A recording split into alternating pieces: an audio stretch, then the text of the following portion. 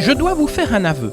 J'ai toujours été quelqu'un de curieux et je me suis toujours intéressé au vécu des personnes qui m'entouraient. Cela me permettait de mieux les connaître et de les découvrir, ce qui, j'en suis sûr, est un réflexe généreux. S'intéresser aux autres facilite les relations avec ceux-ci. En créant, en 2018, le podcast natif Les Interviews d'Eric Cooper, j'avais le projet de partager avec tous et toutes le voyage que je faisais en découvrant la vie et les réalisations des personnes qui, à mon micro, racontaient une histoire, leur parcours de vie ou leur création. C'est sur le ton d'une simple conversation que se déroulent les interviews d'Eric Cooper. Le décor est simple. La terrasse d'un café, un musée, un parc, une gare. L'ambiance parfaite pour permettre à la conversation de se dérouler aisément. Le seul témoin de ces mots échangés, c'est le micro qui restituera fidèlement les échanges et les bruits extérieurs. L'auditeur ou l'auditrice n'assiste pas à cette conversation, mais si il ou elle ferme les yeux, il ou elle sera à mes côtés et grâce à son imagination, suivra l'interview pour découvrir de façon virtuelle l'acteur ou l'actrice du podcast qui pourra être une personne connue ou inconnue. J'espère que vous aurez un plaisir certain à écouter ce podcast et que vous vivrez un moment unique et hors du temps grâce à celui-ci. L'acteur du podcast aujourd'hui, c'est le pasteur Didier Mutuébélé qui est le responsable de la chorale Espérance, une chorale basée à Bruxelles. Et la première question que je lui ai posée, c'est de savoir, c'est quoi cette chorale Espérance ? La chorale Espérance, c'est une chorale gospel. Moi, je dis toujours gospel, c'est par le contenu, parce que on chante l'évangile, gospel.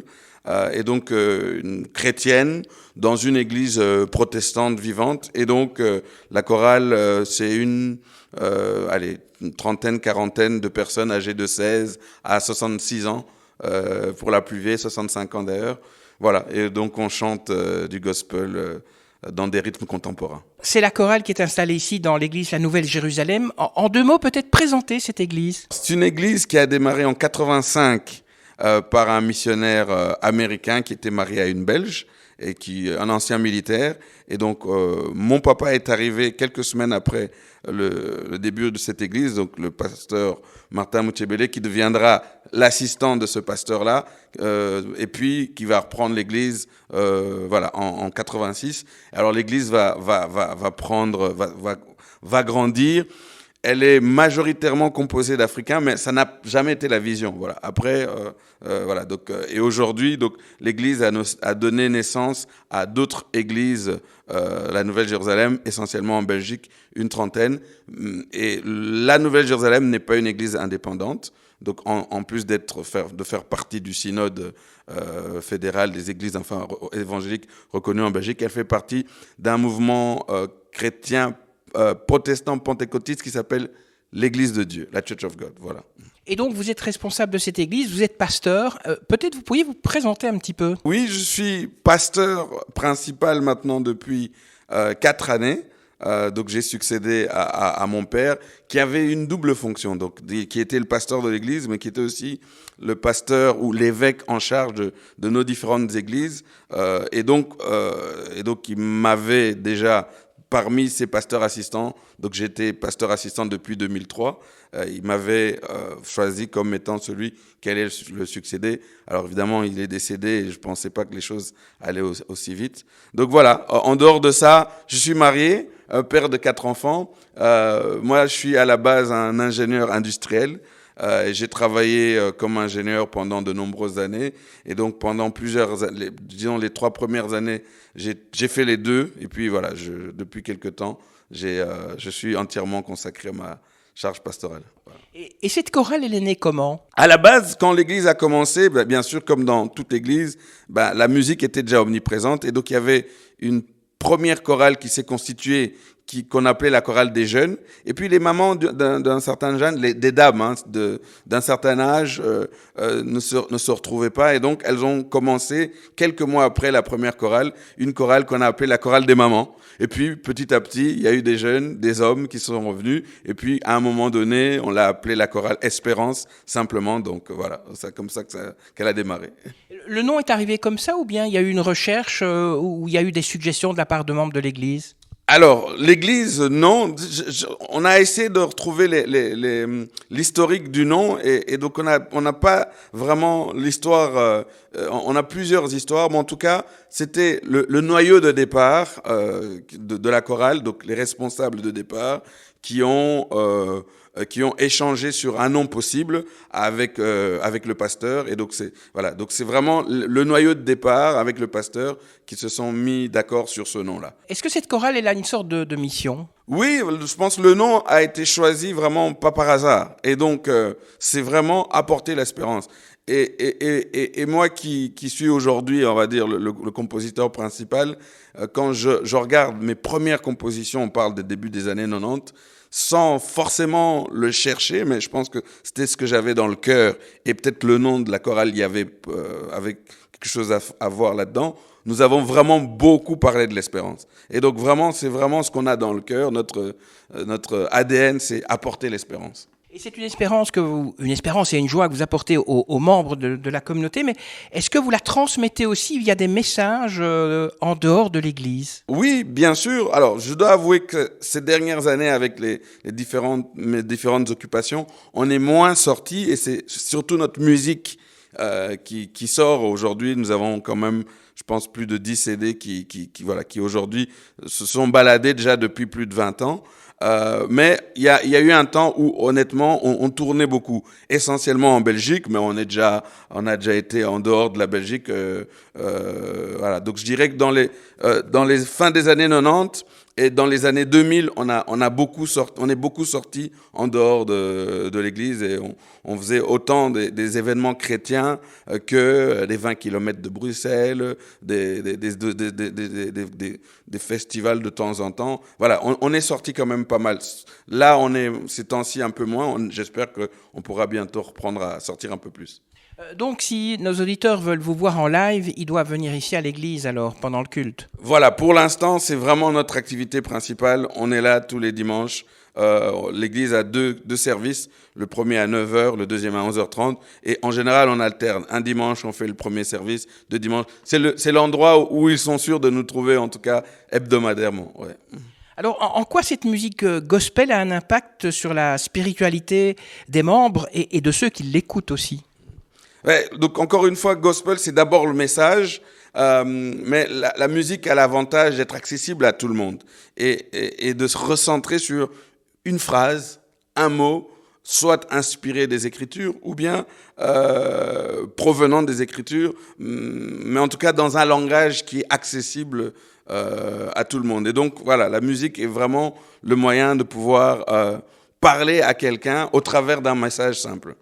Et c'est vous qui composez toutes les chansons? Je dirais aujourd'hui oui, mais dans l'histoire, si on regarde tout le répertoire, de temps en temps, on a eu quelques personnes aussi qui ont donné leur contribution, mais on va dire le gros des compositions actuelles, c'est moi qui les écris. Alors, est-ce qu'il y a des thèmes particuliers qui sont privilégiés dans le répertoire de la chorale Espérance? Donc, comme je le disais, l'espérance est vraiment venue tout seul. Pour le reste, j'essaie vraiment de parler d'un vécu spirituel ou vécu quotidien. Et donc, je ne cherche pas spécialement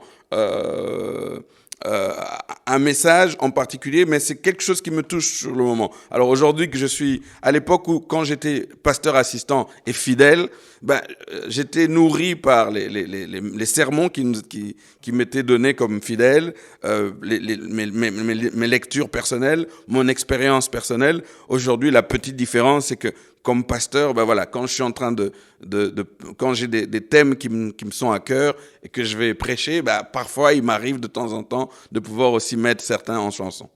Est-ce que vous avez une sorte de discipline d'écriture, c'est-à-dire quand vous vous levez le matin, vous dites je vais d'abord boire une tasse de thé avant de composer mes chansons, ou bien ça peut vous arriver au milieu d'un culte et alors vous avez toujours un carnet en poche et vous notez les idées qui vous arrivent en tête? Ce qui est sûr, c'est que quand une idée me vient, j'essaie de pouvoir en général... si je suis à l'église, j'ai mon petit dictaphone, mais que volontairement je laisse à l'église pour ne pas, pour que ça ne, c'est question d'ordre. Sinon, on compose sans arrêt. Mais aujourd'hui, avec un téléphone, un enregistrement est bien fait et vite fait. Voilà. Mais en pratique, je réserve une journée, c'est le samedi, bien qu'aujourd'hui avec mes tâches pastorales, le samedi est découpé. Et donc j'ai un moment par semaine qui est réservé à la composition. Et donc, soit je récupère quelques données que j'ai semées par-ci par-là pendant la semaine, ou bien quelques pensées qui me sont venues pendant la semaine, ou bien alors, il y a certaines qui me viennent dans ce moment spécifique-là que je réserve pour la composition. Alors, vous êtes pasteur, vous êtes responsable de la chorale, ça fait pas mal de boulot. Comment vous faites pour combiner tout ça? Ça vous laisse encore du temps? Parce que vous venez de dire en introduction, vous avez 4 enfants. Vous faites comment pour organiser votre temps? La chorale, au jour d'aujourd'hui, vraiment, tout est centré le week-end. C'est-à-dire que le samedi, c'est la journée. Alors, avant, c'était ma journée purement musique. Donc, j'arrive très tôt. Je travaille les compositions. Ensuite, j'avais une première répétition avec notre groupe de louanges et puis deuxième répétition avec la chorale. Aujourd'hui, comme pasteur, voilà, j'ai quand même la semaine où je peux avancer, par exemple, sur mon sermon. Le samedi matin, je démarre par finaliser mon sermon et puis j'ai 1 heure que je réserve à préparer la répétition de la chorale. Et dans cette heure-là ou 2, ça dépend en fonction du temps qui me reste, c'est là que je vais donner, je vais me travailler l'un ou l'autre chant. Et puis après, arrive le moment de la répétition. Donc c'est vraiment très, très ciblé, mais je centre vraiment tout sur le samedi. Et comment est-ce que vous sélectionnez les chants? Parce que vous venez de nous dire que c'est vous qui les composez. Alors, est-ce que vous les soumettez aux membres de la chorale en disant, voilà, qu'est-ce que vous en pensez? Ou bien c'est vous qui décidez tout de A à Z, vous les composez et vous les enregistrez et puis vous les mettez sur le CD? Sur la composition, là, honnêtement, ça a toujours été moi-même et moi-même. Parce que voilà, avec le temps, on acquiert une certaine expérience. Et puis voilà, je n'ai pas toujours été le responsable principal. Je me suis nourri aussi au début de quelques personnes qui étaient là devant moi. Donc sur la composition, clairement, ça voilà, sauf de temps en temps, il m'arrive quand j'ai un doute sur une phrase. Voilà, dans le cadre d'une répétition, je peux demander, tiens, vous pensez quoi de ça? Mais honnêtement, sur la composition, c'est vraiment ma décision personnelle. Mais par contre, quand on va dans un projet CD, en général, je fais, parce que la plupart des chants qui sont sur le CD, ce sont des chants qui ont déjà été chantés les semaines ou les mois précédents. Et donc, les choristes font un vote. Voilà, ils font un vote. Et donc, le principe que je leur donne, voilà, les 5 premiers chants du vote seront d'office dans le CD. Voilà. Et alors les autres, ça c'est moi quand même, parce qu'il faut quand même un regard d'arrangement, il faut un CD complet, parce que sinon, voilà, pour que ce soit... et puis c'est un projet complet. Souvent quand je compose les chants du CD, à la fin c'est comme si je n'avais que cette possibilité-là. Et donc voilà, donc il y a une part vraiment où les choristes eux-mêmes choisissent un certain nombre de chants, et alors le reste c'est laissé à ma... Ils donnent des points comme l'Eurovision. Donc ceux qui ont 12 points sont les chansons qui vont être retenues alors. Alors comment ça fonctionne? Chacun choisit 3 chansons qu'il tient à voir sur le CD. Et donc chacun choisit 3 chansons et puis on comptabilise. Et donc et comme chacun ne va pas choisir les mêmes chansons, et que parfois je leur permets d'aller même dans des vieilles chansons, mais en général, ce sont plus des récentes qui reviennent. Et donc, chacun a choisi ces 3 chansons, justement pour que la personne qui choisisse, parce que si on dit, faites un classement, les gens vont s'éparpiller. Mais si je dis à quelqu'un, choisis 3 chansons, alors il va peut-être hésiter, mais il y a une qui va mettre d'office, la deuxième, il va la mettre, sur la troisième, il va hésiter. Et puis, en mettant comme ça 40 personnes, ça nous donne un classement de, en général, une trentaine de chansons, parce que tout le monde ne choisit pas les mêmes. Et on compte les points, simplement. Voilà. Est-ce que ça vous arrive de faire du lobbying? Parce qu'il y a peut-être une chanson que vous avez vraiment envie de voir figurer sur le CD, et alors vous soufflez à l'oreille de vos membres, tiens, vote pour celle-là ou pas du tout? Moi pas, mais les choristes, eux, se gênent pas de le faire. Moi, je m'interdis de le faire parce que sinon, je tronque les choses. Mais les choristes, bon voilà, eux, voilà, il y en a qui n'hésitent pas à crier tout haut les chansons qu'ils veulent. Et je pense que ça peut influencer quelqu'un peut-être sur son 3e titre s'il avait plusieurs possibilités. Mais en général, chacun, son premier, son 2e titre, il choisit celui qui... Il voudrait que sa chanson soit sur le CD. Et en général, les 2 ou 3 chansons les plus sollicitées voilà, elles sont vraiment évidentes. Et parfois, de temps en temps, je suis surpris de savoir que, tiens, cette chanson-là est autant plébiscitée. Le bas du classement, là, c'est parfois elles sont un peu disputées. Ouais. Le 12e CD de la chorale s'appelle « J'ai décidé de t'obéir ». Comment on fait naître un CD ? Donc, vous l'avez dit, on choisit les chansons, et puis après, il y a tout le travail. Il faut l'imprimer, il faut presser le CD, il faut faire la promotion. Comment vous faites tout ça ici au sein de la Nouvelle-Jérusalem ? Alors, la question, toujours, c'est de se dire à quel moment on est prêt à lancer le CD. Et parfois, c'est à cause d'une chanson. Et je dois avouer que ce projet, en fait, il est déjà fin 2020.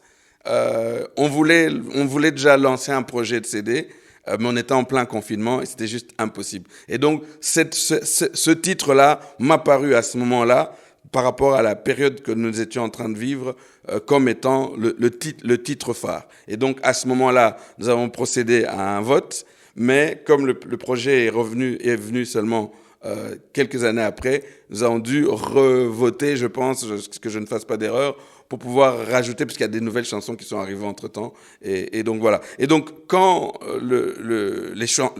les choix des choristes est fait, donc moi, il y a déjà des choix que j'avais déjà. En général, quand je pense faire un CD, déjà, je m'assieds pour dire quel CD je pourrais mettre. Et donc, j'ai déjà en tête une liste peut-être d'une vingtaine de chansons et j'attends le vote des choristes pour pouvoir sélectionner celles que je dois absolument et je complète. Et donc là, maintenant, ça devient un travail de se dire, voilà, quel chant avant, quel chant après. Quand les chants sont choisis, les instrumentations, donc c'est moi-même qui les fais. Je commence à retravailler les instrumentations et alors je prends contact avec le studio d'enregistrement. On va généralement vers des studios avec lesquels on est habitué et donc et là, donc, quand j'entre en studio, je commence d'abord par revoir les instrumentations, choisir des nouveaux sons. Et le studio avec lequel j'ai travaillé, j'ai l'avantage que c'est un monsieur qui est très calé en informatique et qui est il travaille il est un des testeurs Steinberg, pour ceux qui connaissent un peu Steinberg, le programme Cubase, etc. Et donc j'ai les meilleurs sons, en tout cas du marché, parfois même des sons qui ne sont pas encore sortis. Et donc quand la partie du son, toute la partie du son est prête, alors là, maintenant, je commence à programmer. Enfin, j'ai déjà programmé les sessions de chorale. Cette fois-ci, par exemple, j'ai choisi celle samedi parce que c'est plus facile. Et donc, à chaque fois qu'on avance sur un certain nombre de chants, je programme des solistes qui vont venir aussi en studio pour faire les solos. Et puis après, je pense que je termine d'abord toute la partie chantée et alors je commence maintenant la partie des mixages. Tout ça se fait dans le même studio. Donc, dans ce 12e album, J'ai décidé de t'obéir, ce sont toutes vos compositions à vous ou bien il y a d'autres personnes qui ont contribué ? Alors, cet album-là, c'est que mes compositions. Ouais. Est-ce qu'il y a un thème spécifique ? Vous parlez de l'espérance, mais est-ce qu'il y a d'autres thèmes qui sont abordés dans cet album ? Il y a d'autres thèmes. Alors, je vais tricher un peu, je vais regarder. Parce que j'ai pas tous les chants en tête. Quand je suis dans le CD, je suis à fond pendant des mois et des mois. Dès qu'il sort, j'en sors un peu complètement. Voilà. Et donc, l'obéissance, c'est vraiment une des le choix de ce thème-là. C'est vraiment la chose que j'ai dans le cœur et le message principal qu'on veut donner. Mais à côté de ça, beaucoup de chants sont tournés sur la confiance en Dieu, l'espérance en Dieu. Et depuis quelques années, j'aime bien quand même aussi avoir l'un ou l'autre chant qui est vraiment juste de la louange ou de l'adoration. Mais voilà, donc la confiance en Dieu, la responsabilité, voilà. Donc ce sont ces choses-là. C'est pour dire que il y a ma part, ce que je dois entreprendre, mais aussi le fait qu'on a besoin aussi de s'appuyer sur Dieu. Donc c'est vraiment les deux choses récurrentes qui sont omniprésentes dans ce CD. En tant que pasteur, qu'est-ce que vous avez constaté un petit peu ? C'est que les chrétiens sont moins obéissants ? Je vais pas dire ça de cette manière-là, parce que je sais pas si aujourd'hui ou plus qu'hier, les chrétiens sont sont plus obéissants, plus désobéissants. Je ne pense pas, mais par moment, on a cette tendance à laisser la patate chaude à Dieu. C'est-à-dire que on prie, on espère que Dieu agit et on omet la partie de notre responsabilité. Et donc, j'ai été vraiment ces dernières années, pour être honnête, très recentré sur notre part des choses. Qu'est-ce que nous pouvons faire? Quelle est notre responsabilité par rapport à Dieu, mais aussi par rapport aux gens, par rapport à l'Église, par rapport à la société, par rapport au travail? Qu'est-ce que je suis capable d'apporter et dire que et passer le message que autant nous croyons que Dieu fait beaucoup de choses, que nous pouvons lui demander des choses qui ne sont pas en notre possibilité, mais que Dieu passe très souvent par ce qu'il a mis dans nos mains, nos capacités et notre responsabilité. Voilà, c'est vraiment ces choses-là que j'ai dans le cœur pour le moment. On va parler de la radio. On sait que votre CD passe sur une RCF. Vous allez voir des radios pour essayer de faire passer le CD? Et si oui, quel est l'accueil que vous recevez? Je dois vraiment avouer que cette démarche, je l'ai eu beaucoup dans les années, on va dire, 2000 et 2010, parce que voilà, peut-être que j'étais dans ce désir de se dire, voilà, j'ai l'impression qu'on tourne un peu en rond. Et donc, pour ce CD, je dois avouer que je n'ai vraiment pas fait cette démarche-là, parce que j'ai l'impression qu'aujourd'hui, avec le net, on sait arriver plus facilement sur des musiques. Mais à l'époque, donc oui, donc j'ai frappé d'abord la porte des radios chrétiennes. Et donc ça, en général, l'accueil est assez bon. Je n'ai jamais vraiment frappé la porte des radios généralistes. Voilà, parce que voilà, je n'avais pas, j'ai l'impression que c'est comme s'il y avait un mur, pas de contact. Et voilà, donc ça je dois avouer que je n'ai jamais frappé cette porte-là. Comment est-ce qu'on gère ou on dirige plutôt une chorale comme la vôtre? Alors, avec les années, ça devient un peu comme une famille, hein. Et donc, comme je le disais au début de cette interview, on a autant des ados, mais plus voilà, des grands ados, hein, 16 ans, 17 ans, que des personnes de la vingtaine, de la trentaine, de la quarantaine, de la cinquantaine et quelques personnes de la soixantaine. Et donc, ça gère comme une famille. Et donc, on doit tenir compte voilà, de la souplesse de l'un, de l'âge de l'autre. Et donc, et voilà, moi, avec les années, donc, je connais le public qui est là, je connais la famille. Et donc, voilà. Donc, de temps en temps, il faut être un peu dur, un peu sévère quand on se laisse aller. On a constaté qu'après le confinement, le retard, la régularité, ce sont des choses qui sont devenues un peu plus difficiles parce que les gens sont restés longtemps à la maison. Au chômage, hein, parce que pendant le confinement, quand on était en confinement, qu'il n'y avait que 10 personnes qui pouvaient venir, la chorale était en stand-by, quoi. Et donc voilà, ça c'était un des défis. Mais vraiment, on gère ça comme un bon père de famille et en tenant compte de la sensibilité des gens, mais sachant qu'on a quand même un objectif. Et nous, notre objectif à court terme, c'est la prestation qu'on doit faire le dimanche. Donc, il faut répéter les chants. Donc, il faut quand même s'asseoir, pouvoir répéter, revoir les paroles. Voilà. Donc, il y a l'organisation d'une répétition où on doit apprendre des chants, revoir des chants, mais il y a aussi le côté, en termes de communication, cette pensée de s'adresser aux membres de la famille en connaissant leur sensibilité. Vous parlez de membres de la famille, ça veut dire que les membres de la chorale sont uniquement membres de la Nouvelle-Jérusalem ou bien il y a des personnes extérieures? Pour l'instant, comme c'est une chorale vraiment d'église, c'est pas une chorale indépendante, tous les membres sont des membres de l'église. Ouais. Quels sont les objectifs futurs? On a parlé de radio peut-être, vous parlez de concerts. Dans le futur, que va nous apporter la chorale Espérance? Notre grande faiblesse, c'est encore une fois, c'est la visibilité. Et donc, c'est vrai que je me dis, on est quand même, même si aujourd'hui il y a de plus en plus de chorales qui tendent vers ce style, mais on reste quand même l'une des premières dans le monde francophone qui s'est vraiment développée dans ce style-là. Et donc, le style et le message. Donc, nous, c'est peut-être, voilà, on espère, par rapport à la francophonie, pouvoir encore toucher les chrétiens, bien sûr, parce que c'est cette musique qui s'adresse à eux, mais pas seulement, parce qu'on trouve que nos textes sont assez ouverts, et alors peut-être un peu plus sortir, parce qu'on est resté, avec le confinement, on est vraiment resté au chaud, et donc maintenant, c'est se dire, voilà, comment on peut sortir, aller en dehors de nos murs comme on a pu le faire à certaines de nos belles années. Alors, vous parliez du message qui est véhiculé par ce dernier CD, donc j'ai décidé de t'obéir. Est-ce que ça peut s'adresser à des non-chrétiens? Est-ce que ça pourrait les aider aussi à se tourner vers l'Église, à se tourner vers Jésus? Oui, bien sûr. Alors, c'est vrai que dans un album comme celui-là, il y a certains chants qui sont, on va dire, qui s'adressent peut-être un peu, qui vont plus parler à des chrétiens. Mais, parce que quand on parle de j'ai décidé de t'obéir, c'est vraiment une résolution de quelqu'un qui comprend ce que c'est Dieu, qui c'est Dieu. Mais en même temps, comme le texte, c'est du français très accessible, ça doit pouvoir interpeller plutôt quelqu'un qui n'est pas chrétien et lui dire, voilà, comment un jeune ou quelqu'un, voilà, qui est dans la vie peut arriver à cette résolution. Et voilà. Et ce sont des chants qui sont quand même interpellants. Mais après, il y a des chants qui sont tout à fait accessibles par notre texte. Je suis libre, je n'ai rien mérité, tu ne changes pas. Voilà. Un chant comme je veux te dire merci. C'est un chant, il y a quelques chants, alors c'est pas toujours voulu, où il y a ni Seigneur ni Jésus, qui a un langage en fait très simple et accessible à n'importe qui, même quelqu'un qui ne croit pas. Et donc, je fais quand même très attention dans le choix des chants d'un album, qui est quand même pas mal de chants qui sont accessibles. Ouais. Vous avez un chant de tous les 12 albums, est-ce qu'il y a un chant qui est votre chant préféré?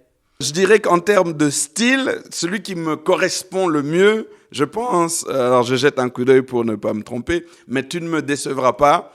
On est vraiment, si vous voulez, un chant qui reflète à la fois le message, le style musical, le rythme, ce qui est vraiment mon style, tu ne me décevras pas. Et donc je pense que ça, c'est probablement mon chant préféré. Ça, c'est pour le dernier album, mais oui. Dans les autres CD, est-ce qu'il n'y en a pas aussi un autre chant? Ah oui, non, mais il y en a d'autres, hein, donc je vois. Alors, je vais tricher un peu, je regarde un peu parce que j'ai devant moi le CD qui précède. Je parcours un peu rapidement le CD. Ouais, alors, il y a un chant qui n'est pas très populaire chez mes choristes, mais qui a un style aussi que j'aime beaucoup. C'est Une nouvelle génération. Ça, c'est un chant du CD précédent. Voilà, c'est vraiment en termes de style et au niveau peut-être du contenu. Voilà un de mes chants préférés dans le CD précédent. Et alors, enfin, pour terminer, est-ce que vous pouvez partager un message ou une citation qui représente un petit peu la philosophie de la chorale Espérance? Alors, vous me prenez de court. Alors, je vais regarder un peu sur les paroles du CD. J'ai un chant d'un CD précédent qui me revient.